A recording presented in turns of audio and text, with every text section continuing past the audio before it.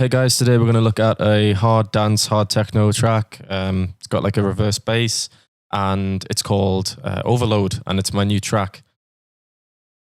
So, the term hard techno is a little bit divisive because, you've got the original hard techno Shranzy style, and then you've got the sort of modern popular genre from TikTok and, industrial crunchy style.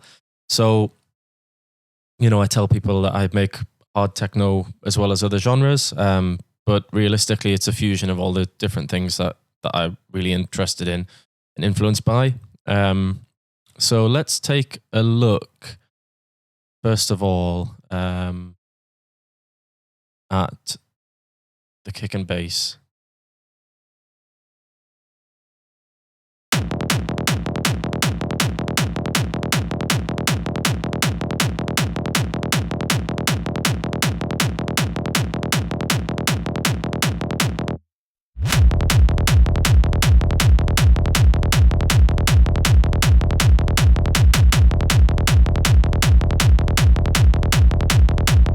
So you can see there that I've got the Activa sub, like a psytrance rolling bass there in the intro, the DJ intro, and it's quite short. The DJ intro is less than 20 seconds. Usually this style of music, I tend to mix pretty quick mixing, kind of choppy, a little bit closer towards like the hardcore mixing than the trance mixing and progressive mixing, which is obviously long builds and flowing. There's also something which I did, which is I took the main reverse bass, which is going to play later on, and then I just whacked on the sort of telephone effect. So this here is only playing like a hint, like it's hinting, it's teasing it in the intro, because then it's going to play in full later on, which is over here. So together they're like this.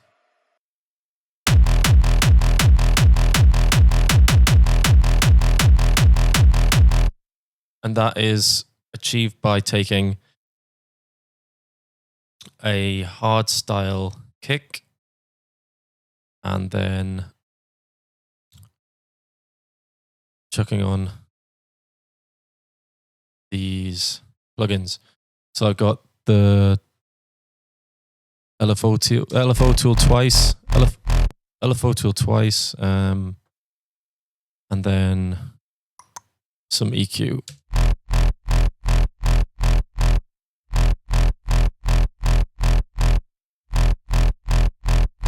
So you can see that the first one takes away all the punch at the beginning, and then the second one kind of rounds it off. You can see that it's doing something to it, even if it's like the same curve. You can see that it's removing something. Without those, it sounds like this.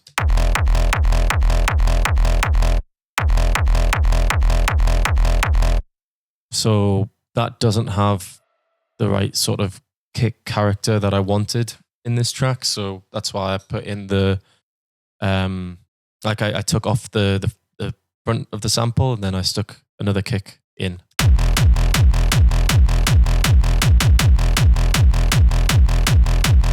And you can apply this across any sort of reverse bass style that you want to do. You can take a track that you might like the tone and the quality of the bass sound, but a kick that you really like the character of, but at the end of it is what you want, but the punch is not what you want. And so, yeah, just like curve it off, take another kick in, make sure that it's like a nice, short, punchy kick, so then you can get that relationship right. And then, there we go. That's what we have for the kick and bass. And they're all running through bus, which has then got parallel compression on, before we go to the master channel.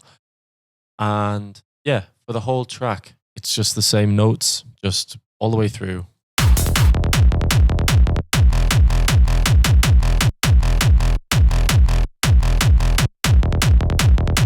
Yep, that's it. And it serves a purpose. It's pretty much that.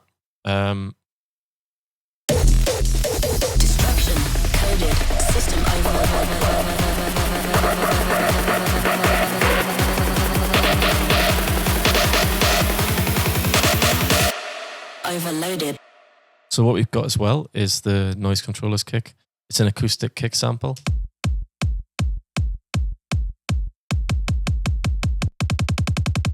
And I find that that's just got enough body to sort of like create the feeling that there's something moving, like create like movement and sort of keep the pace going, because I found that in this build up, just having snares wasn't enough. I needed to have some sort of beat underneath, just soft, but definitely still there to carry it. Coded.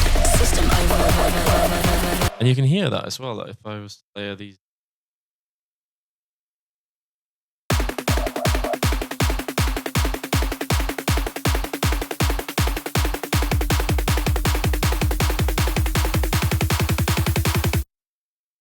Even the risers.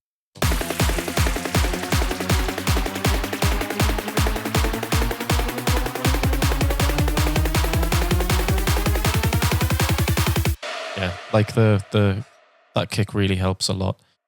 Next is all these raw kicks which are just scattered around. I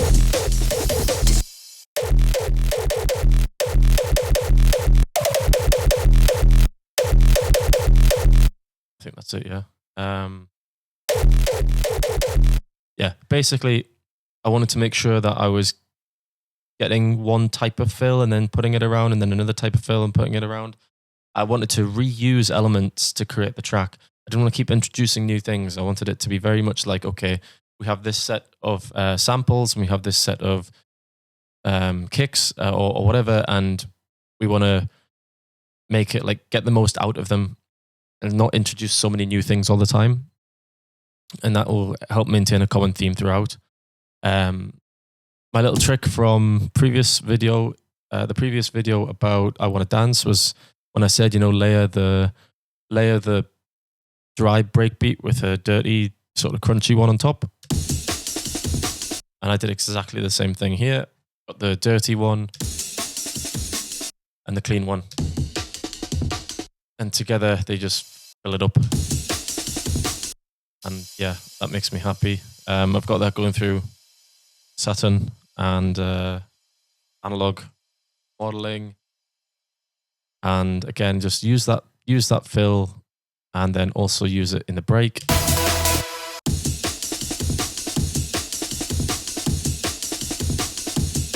Yeah, just use it throughout. Yeah. And a big part of this track is the use of vocals. There's a lot of stuff that I've done that you don't normally hear from me. This one, for example, because I found like the original sample is like this.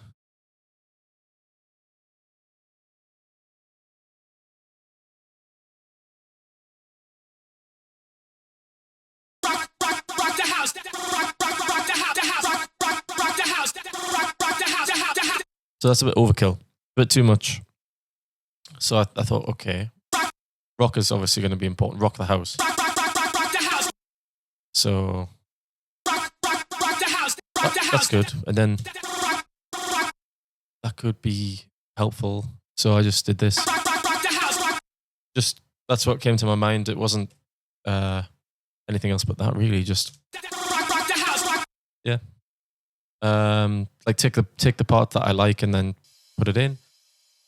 And this one here is important because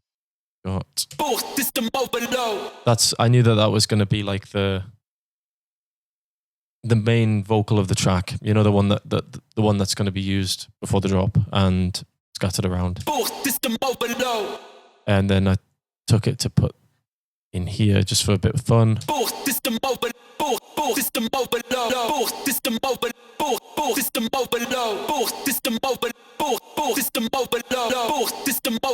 And the sample itself already has reverb in it, so I was in this difficult situation where I had a sample that was already a bit reverby, and then because I wanted to chop it up, it meant I had these gaps. So I started just bringing reverb in between the gaps, and then that sort of created this pumping effect.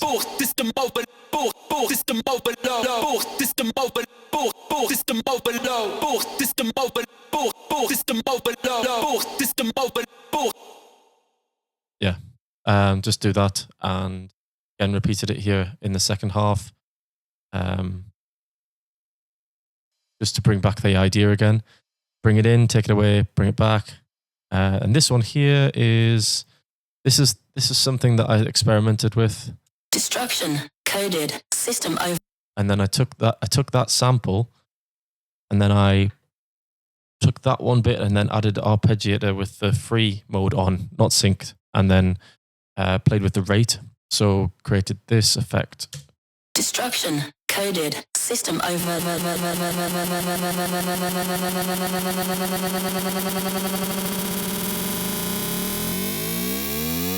And that's Overloaded. also got pitch, I believe. Yep. Pitch as well going up. And that contributes to the rise of the rise in the build up. Destruction coded system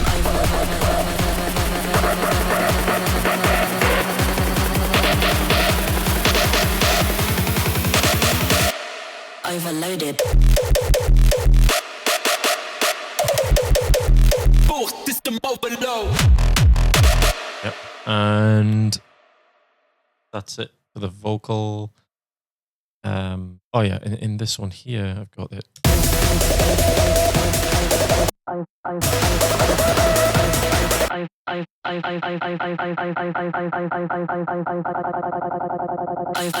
Overloaded. Yeah. That's the vocals as well. Percussion on this track is super, super basic. It's made up of loops and hits. All of them taken from the Technovolt pack because I feel like they're a bit rougher on the edges. They're not very clean like the trance samples. And that allows it to feel a little bit sort of grounded. So we've got that ride there, which, doesn't really have much body to it. It really is just like a ping, ping, ping, and then goes away. And then these hats. Hi-hat. Again, very short and snappy. Whereas normally I like having hats which are a bit more bodied. This one's like a hit. And I only use that in the sort of intro things, I think, or at least when it's in its full. And then a clap. So altogether it's like this.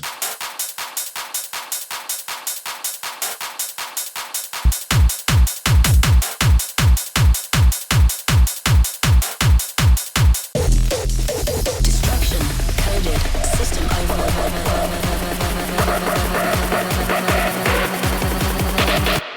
This here. Yeah, this snare drum, the snare is sort of like a 808. Sounds like an 808 snare. And I think if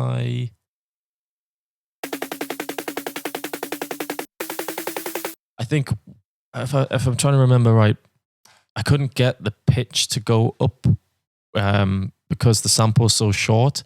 It meant that if I increased the pitch, it was getting shorter and shorter and shorter. So I had to make it go into complex mode, and then, like, one by one, increase the semitone, then consolidate the sample, and then again, copy paste, increase the semitone, consolidate the sample. And I did it all the way through. Really tedious, but that's how we get the pitch to go up, but the sample to remain the same size. And I also tried the plugin, like Ableton stock one, which you can sort of increase the pitch without changing the length of the sample, but I felt like it sounded too messed up, like, compared to this. So this was the only way that I could get it done.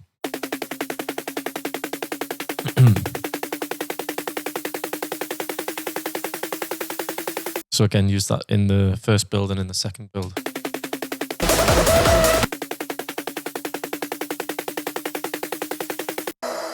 And then we get into the screeches, and I can see like we're about halfway now because it is quite a basic track. So the first screech that I'm going to show you here is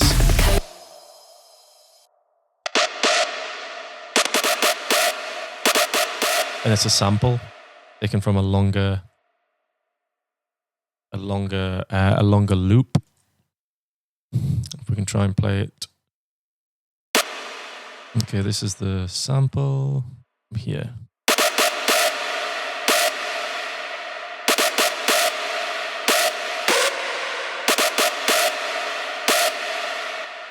I took it like this and I applied my own reverb, and that basically meant that I could have a little bit more freedom.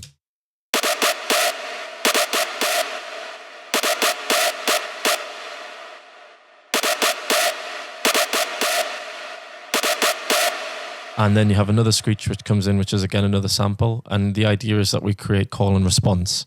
So call, response, call, response, call, response.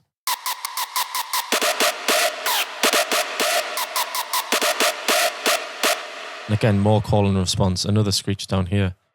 All sample work. This is like takes me back to when I was working on like dubstep tracks. A lot of sample work.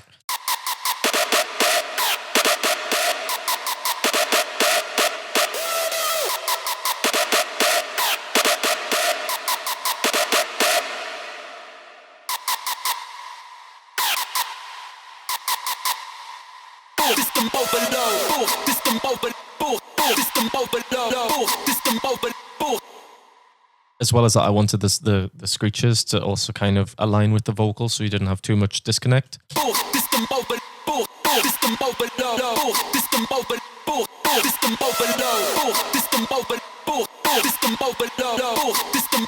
yeah, they all like complement each other. Like there's no clashing in rhythm. It really feels like it's all one holistic thing.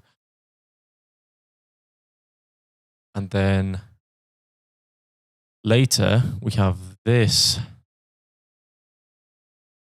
This here, I found this preset by accident. I don't know if it's gonna see if it plays. Don't know where the sound's gone. Ah, there it is, right? So it's both channels are doing the same thing, except that this one I needed to cut because I wanted it to go into like silence for the pre-drop. So yeah. Then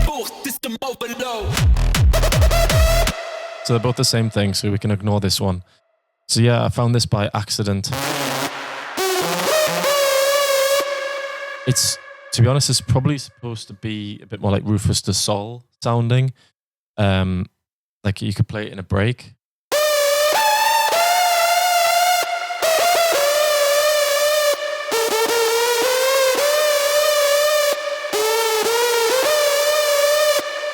But then I was like playing around and I thought,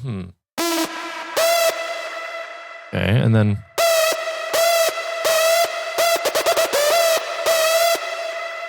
even just like playing different notes had different. So I'm not even doing anything with the pitch, right? It's just naturally messy, not naturally messed up. So just playing the same note over and over, it had like this crying, screechy sound. So just.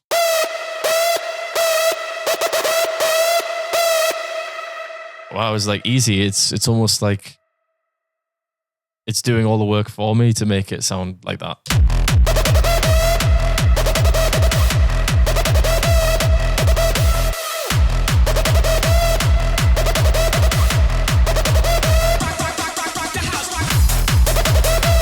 And you can see as well, it's like call and response. So used to.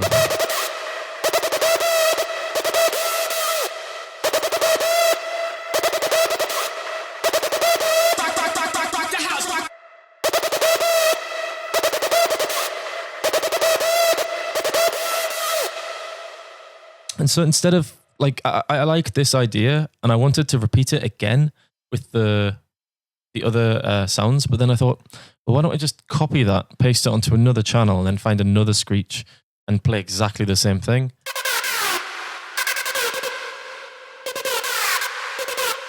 So it's kind of like, I don't think there's much difference if I line them up and we look together. See, it really is just the same thing, just taking a few notes out.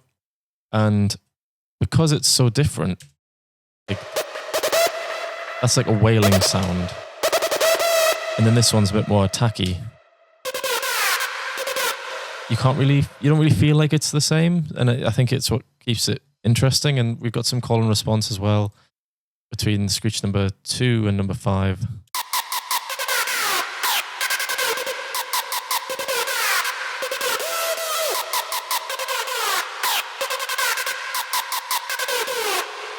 So that's that part, and then we have it comes back in here with the vocal,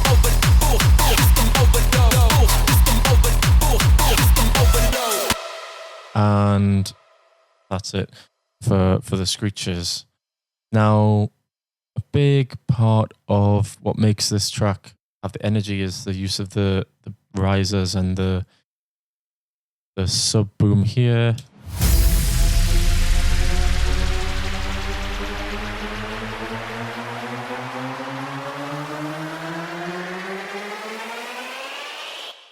I feel like, and as well because they're all in key, they're all in like the key of E, so they all everything feels as one, which is important. But this part here, just the whole that there is, it's like very big. System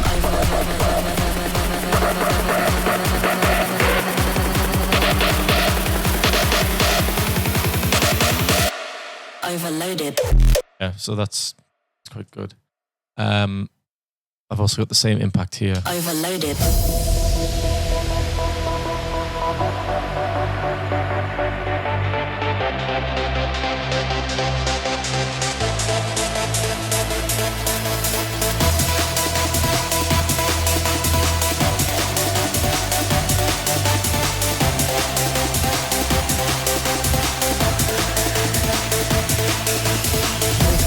I'll show you what I've got here. Got this atmosphere. Kind of like a submarine sound. And then I've got a respace.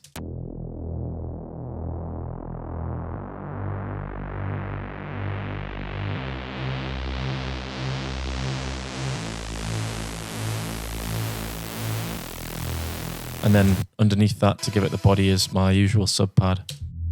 So when they're together.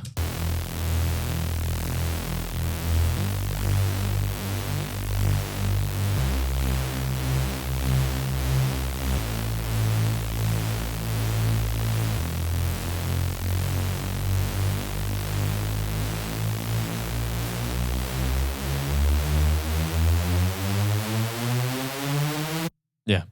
And you'll notice that the pitch bend isn't a straight line, and that's because it actually feels, and I've experimented with this, it feels more intense when the pitch it's higher, faster. Like after the halfway point, you see that I start to bit of it a bit more sharp, and that has a psychological effect.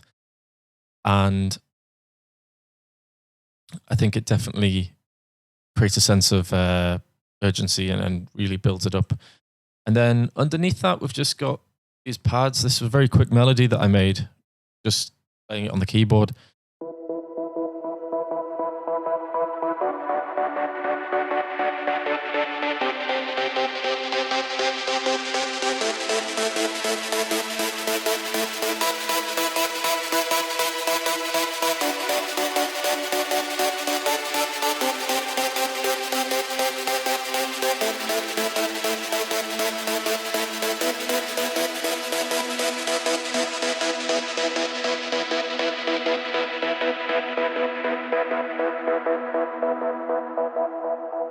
Yep, that's it. And I'll tell you a bit about it. So the main pluck comes from this. It's supposed to be like a gated synth. Let's try and play it for you. Yeah, it's meant to be like this.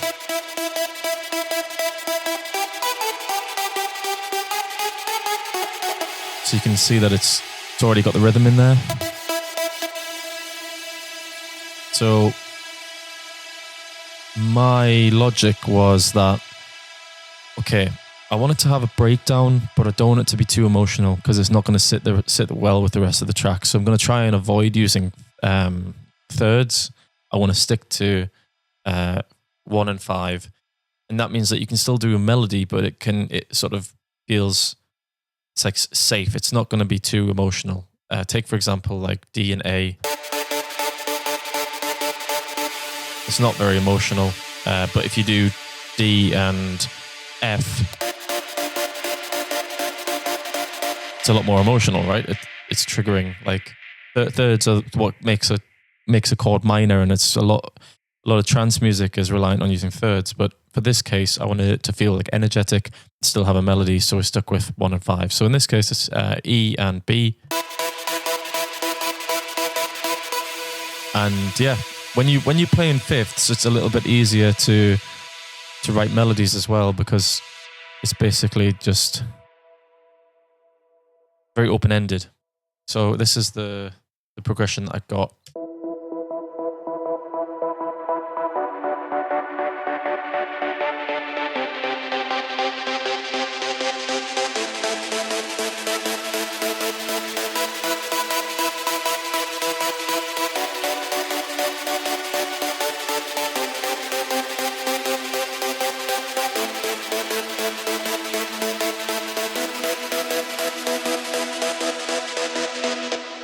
And I took that gated synth and copied the line into the pads. And in the pads, it's a serum and a JP. So for the serum, it's this one.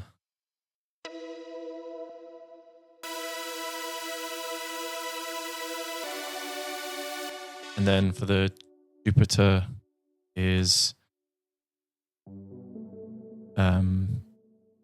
this patch, which is a bit more like organ. I think it's not like an organ, but a vintage, sort of like vintage pad sound.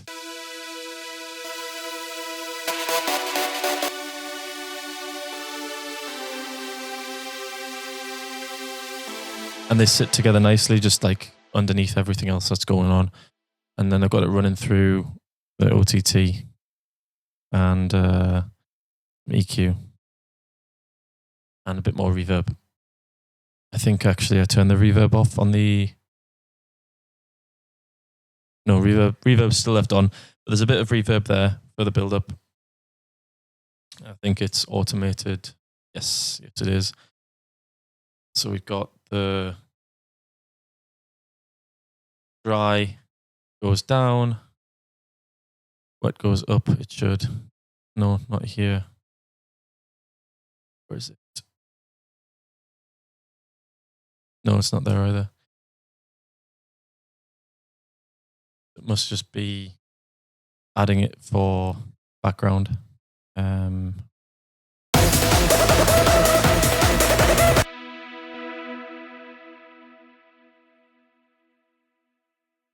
There it is. That reverb there. And then no reverb originally from the Jupiter. And then for this pad, got the reverb here, which is the stock plugin.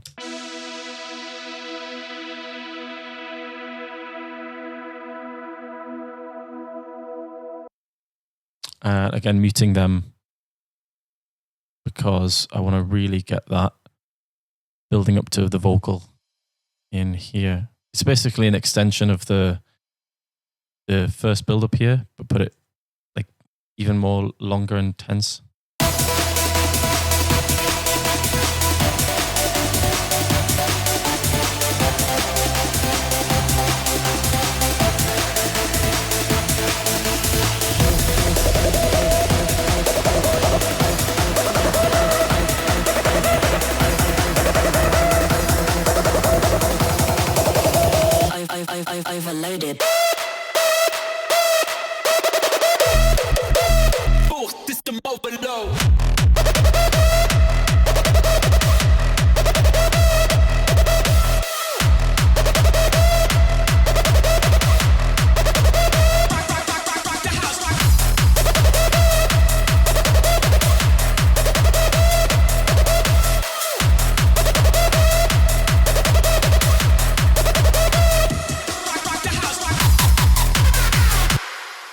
So there you go, guys. If you like this style of music, go check out the track. And if you have any questions about this particular project, let me know, because it's quite basic, and I'm kind of running through a lot of the same ideas that I've introduced in my other videos, but in this context of a much faster style of music, to 160 BPM. I'm happy to answer any questions. It would be great if you could also be with me here, and I can at least, do it kind of like a live stream kind of thing, but it's a bit hard with time zone differences, especially since I'm based in Thailand now. But yeah, like I say, any questions, let me know. And if you want to know anything about this style of music as well, in different contexts, happy to help. Take care and have a good week. Have a good weekend, whatever you're doing. See ya.